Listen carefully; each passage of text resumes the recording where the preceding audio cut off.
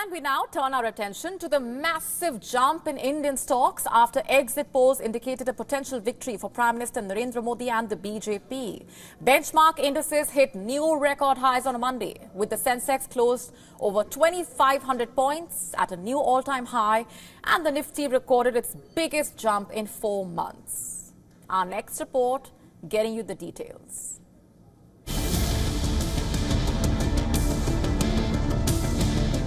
The Bharatiya Janata Party-led alliance is expected to win 350 to 400 seats in the 543-seat lower house of parliament. That is far more than the 272 needed for a majority. The alliance won 352 in 2019. Votes will be counted on Tuesday.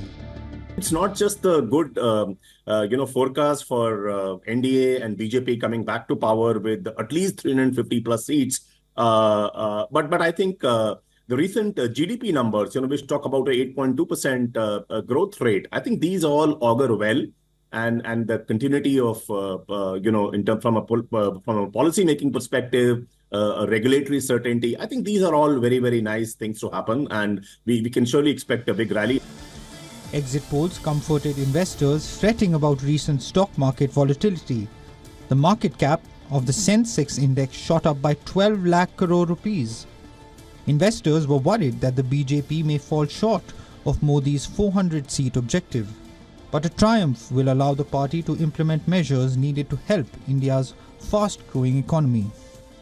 Conventional wisdom tells us that if we are talking about continuing reform, you will require a majority in parliament to be able to pass certain key reform initiatives. And if you have more seats in your favor, the likelihood of these reforms passing without significant challenge is very high. Vinit Sambre, who oversees about $12 billion as head of equities at DSP Mutual Fund in Mumbai, said, "There was some skepticism with volatility picking up as some people were getting jittery on the election outcome. Now it will settle. This is a resounding vote for continuity." While the final results might differ from the exit polls, the strength of the projected victory is expected to benefit risk assets. Should the results on June 4th align with the exit polls, analysts expect stock benchmark to gain further from record highs on Monday. Indian stocks fell last week as foreign investors treaded cautiously ahead of the election's outcome.